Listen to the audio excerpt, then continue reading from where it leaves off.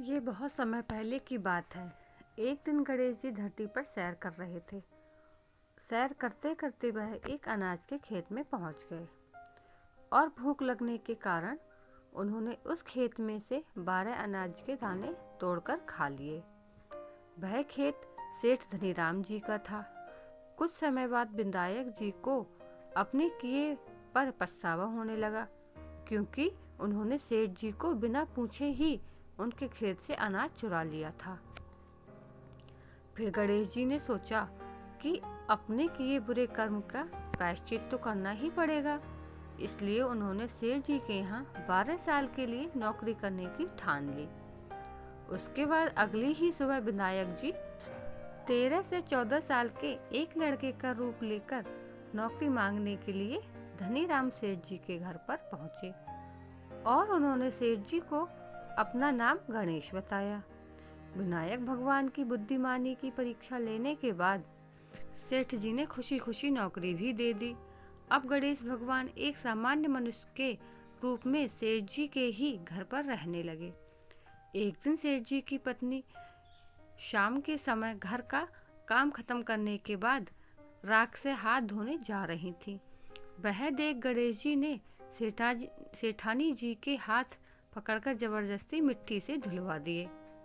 गणेश जी की इस हरकत से सेठानी आग बबूला हो गईं और उन्होंने सेठ जी के कमरे में जाकर गणेश जी की शिकायत कर दी। सेठानी से सब कुछ सुनने के बाद सेठ धनीराम ने गणेश को बुलाया और इस हरकत का कारण पूछा। गणेश जी बोले कि सेठानी शाम के समय राख से हाथ धो रही थी और ऐसा करने से घर की लक्ष्मी नाराज होकर चली जाती है, इसीलिए मैंने उनके हाथ मिट्टी से धुलवाए। इससे घर पर माता लक्ष्मी की कृपा बनी रहती है। ये सब सुनकर सेठ जी ने सोचा, गणेश की सोच तो बड़ी अच्छी है। उसके कुछ दिन बाद कुंभ मेले का शुभ अवसर आया। सेठ जी ने गणेश को बुलाया और कहा, सेठानी जी को कुंभ मेले में स्नान करा लाओ। अब सेठानी और गणेश स्नान के लिए मेले में पहुंचे। वहां पहुंचने के बाद सेठानी नदी के किनारे बैठकर नहाने लगी। उन्हें ऐसा करते देख गणेश जी दौड़कर आए और सेठानी जी के दोनों हाथ पकड़कर उन्हें नदी के अंदर लेकर गए। उनसे पानी में डुबकी लगवाई और फिर किनारे पर ले आए। अब गणेश की इस हरकत से सेठानी को गुस्सा 7वें आसमान पर पहुंच गया। सेठानी जी घर आते आते पूरे रास्ते गणेश को ताने पर ताने मार रही थी, लेकिन गणेश भगवान सब कुछ शांति से सुन रहे थे। घर आते ही सेठानी ने सेठ जी के पास फिर से गणेश की शिकायत कर दी। सेठ जी ने तुरंत ही गणेश को बुलाया और पूछा, तुमने ऐसा क्यों किया? गणेश जी बोले, सेठ जी, सेठानी जी नदी के किनारे बैठकर गंदे से पानी में नहा रही थी, तो मैंने उन्हें नदी में ले जाकर साफ पानी में डुबकी लगवाई।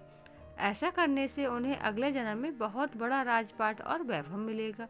सेठ जी ने सोचा कि गणेश के विचार कितने अच्छे हैं, मेरे परिवार का भला सोचता है। कुछ दिन बाद सेठ जी के घर पर पूजा थी। पंडित जी आने के बाद सेठ जी ने गणेश से कहा, जाओ और सेठानी जी को बुला कर लाओ। सेठ जी के आज्ञा अनुसार गणेश जी सेठानी को बुलाने गए। उस वक्त सेठानी काली चुनरी ओढ़कर कमरे से बाहर आ रही थी। वह देखते ही विधायक जी ने वह काली चुनरी उतार कर फाड़ दी और कहा कि पूजा के लिए लाल रंग की चुनरी ओढ़कर आइए। अब सेठानी बहुत ज्यादा नाराज हो गई और गणेश जी पर चिल्लाने लगी।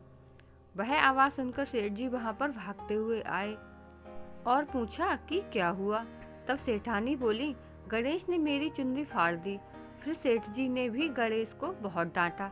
जवाब में गणेश जी ने कहा कि सेठ जी पूजा में कभी काला वस्त्र नहीं पहनते, इससे शुभ काम सफल नहीं होते, इसीलिए मैंने ऐसा किया।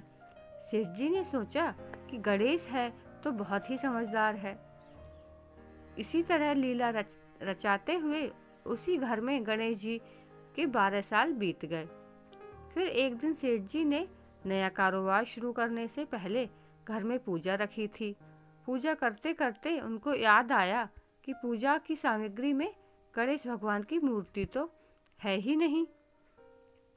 तब उन्होंने अपने नौकर गणेश को पूजा घर में से भगवान विनायक जी की मूर्ति लाने के लिए कहा। गणेश बोला कि मुझे ही मूर्ति समझकर पूजा में विराजमान कर लो, आपके सारे शुभ काम सफल हो जाएंगे।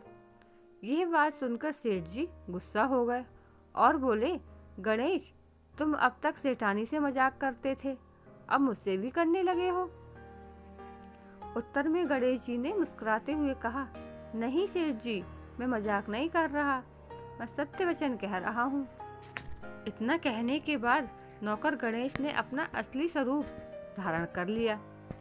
साक्षात गणेश भगवान को सामने देखते ही सेठ और सेठानी उनके चरणों में लीन हो गए और उन्होंने अपनी पूजा संपन्न कर ली।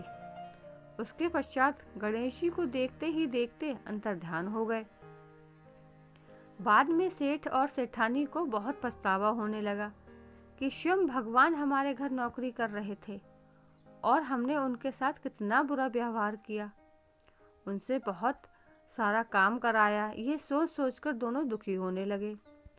फिर उसी रात सेठ और सेठानी के सपने में गणेश भगवान प्रकट हुए और उन्होंने समझाया कि मैंने 12 साल पहले तुम्हारे खेत में 12 अनाज के दाने बिना पूछे तोड़ लिए थे और उसी कर्म का दोष दूर करने के लिए मैं 12 साल से तुम्हारे घर नौकरी कर रहा था।